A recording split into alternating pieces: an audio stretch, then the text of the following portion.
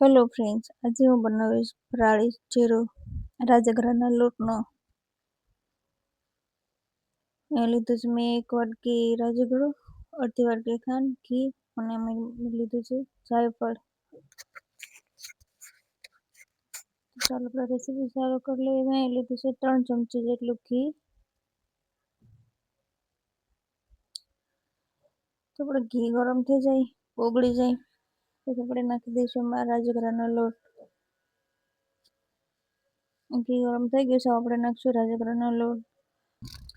હવે આપણે ધીમા ગેસ ઉપર 2-3 મિનિટ જેટલું જ શેકી લઈશું લોટને, જે લોટનો કાચો સ્વાદ નીકળી જાય.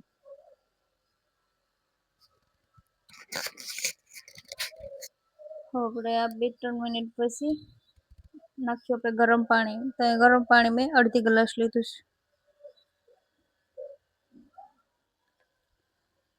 ના હવે આપણે થોડોક ગેસ મીડિયમ કરી દઈશું અને આપણે એને ચેરાને એકદમ હલાવતા રહીશું. તો તળિયું છોડે નહીં, આમ પણ આ પાણી જલ્દી બળી જાય છે. જૂથોમાં પાણી જલ્દી બળી ગયું છે અને આપણો ચેરો એકદમ કોરો કોરો થઈ ગયો છે, પાણી બળી ગયું છે અને ઘી પણ છૂટું પડવા લાગ્યું છે. તો હવે આપણે મીડિયમ ગેસ ઉપર જ રાખવાનો છે. આપણે ધીમા ગેસ ઉપર રાખીને એકદમ હલાવતા રહેવાનું છે. જે તળિયું છોડશે નહીં, આમ પણ તળિયાની ચોટે ઘી છૂટું પડવા લાગ્યું છે. આપણે એને ધીરે ધીરે હલાવતા જ રહીશું. ઘી એકદમ છૂટું પડી જાય અને જે પાણીનો ભાગ છે એ બધો બળી જાય.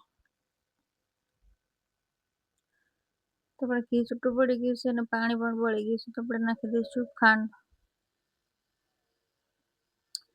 ખાંડને આપણે એકદમ સારી રીતે મિક્સ કરી દઈશું, જે એકદમ ઓગળીને શેરા હારે ભળી જાય. ગેસને મેં અહીંયા ધીમો નથી રાખ્યો, એકદમ મીડિયમ રાખ્યો છે.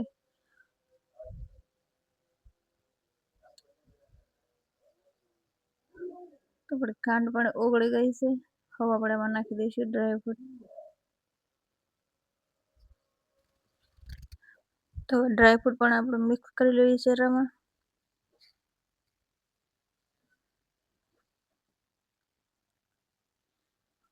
હવે આપણે ઉપરથી નાખશું જાયફળનો પાવડર. જાયફળના પાવડરને પણ આપણે શેરામાં મિક્સ કરી દેવી. તો આપણે આ ફરાળી શેરો બનીને તૈયાર છે. તો આપણો ઓછા સમયમાં ફરાળી શેરો બનીને તૈયાર છે. મારી રેસીપી પસંદ આવી હોય તો લાઈક, શેર, સબસ્ક્રાઈબ જરૂર કરી દેજો બધા. જય માતાજી, ધન્યવાદ બધાને.